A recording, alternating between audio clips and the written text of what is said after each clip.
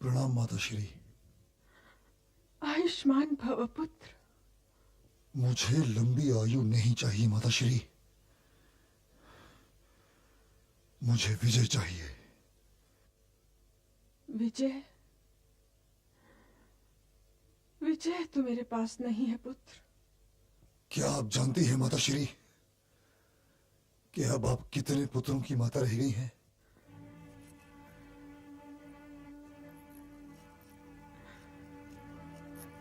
माताएं अपने पुत्रों के शव नहीं गिनती। अब आप केवल 2 पुत्रों की माता रह गई हैं। तो जो आशीर्वाद मैं दे रही हूं पुत्र, वो आशीर्वाद ले लो। और जो आशीर्वाद मैं दे नहीं सकती, उस आशीर्वाद को लेने की हट छोड़ो। हे पुत्र, यदि हस्तिनापुर है तो हम सब हैं,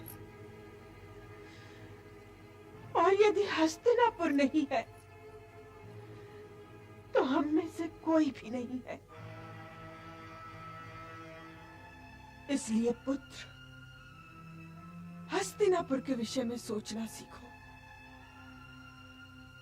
और हो सके तो अब भी संधि का कोई ना कोई मार्ग खोजने का प्रयत्न करो पुत्र। कभी नहीं, कदापि नहीं माता श्री।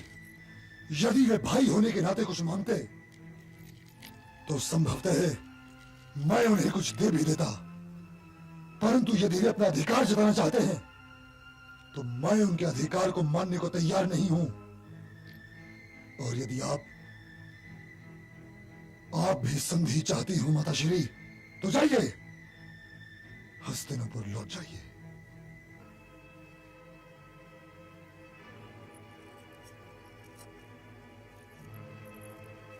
नहीं पुत्र,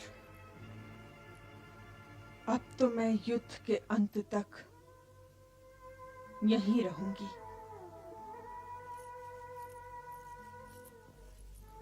महारानी की जय हो। पांडु कुमार चरण स्पर्श के लिए आने की आज्ञा चाहते हैं। उन्हें आने के लिए क्यों रोका? माता के पास आने के लिए पुत्रों को आज्ञा की आवश्यकता नहीं होती। जाओ, उन्हें तुरंत ले आओ। जो आज्ञा।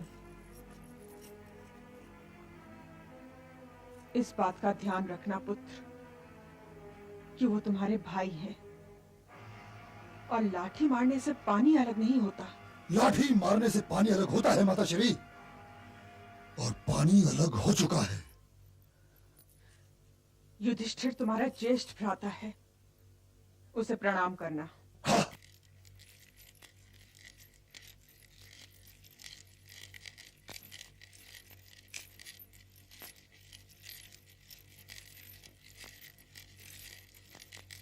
प्रणाम।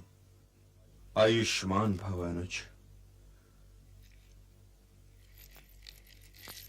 प्रणाम ज्येष्ठ माता श्री। धर्म प्रतीक भव पुत्र।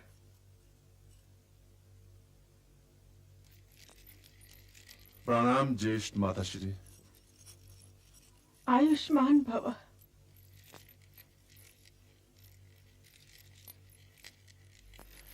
प्रणाम बड़ी माँ। आयुष्मान भव। प्रणाम बड़ी माँ। यशस्वी भव। प्रणाम बड़ी माँ। यशस्वी भव।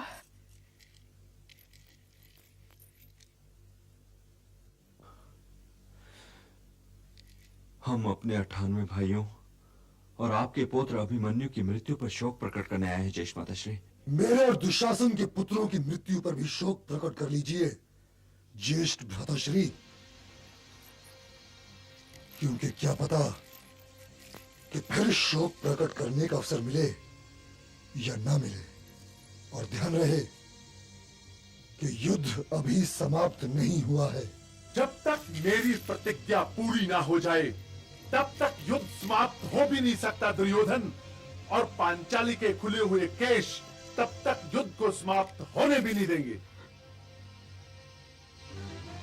प्रिय भीम, क्षमा चाहता हूं ज्येष्ठ माताश्री, किंतु मैं क्या करूं? दुर्योधन और दुशासन में से जब भी कोई सामने पड़ जाता है तो मुझे वो हस्तिनापुर राज्यसभा का अश्लील दृश्य याद आ जाता है। अपने क्रोध को जीतने का यत्न करो अनुज भीम। नहीं भ्राताश्री, नहीं। धर्म युद्ध में क्रोध भी एक शक्तिशाली शस्त्र है और हम में से कोई भी कुछ भी भूलने को तैयार नहीं है। क्या ये भूलने की बात है कि मेरे पितामह मेरे बाणों की शैया पर लेटे हुए हैं? क्या ये भूलने की बात है कि भ्राता दुर्योधन के कारण हमें अपने 98 भाइयों का वध करना पड़ा? क्या मैं ये भूल जाऊं कि 7 महारथियों ने मिलकर मेरे निहत्थे और घायल पुत्र को घेर कर मार डाला? भूलने की बात तो यह भी नहीं है प्रियानुज कि क्षत्रिय इतिहास में तुम ही ऐसे 5 क्षत्रिय हो जिन्होंने अपनी पंचायती पत्नी को दांव पर लगाया था।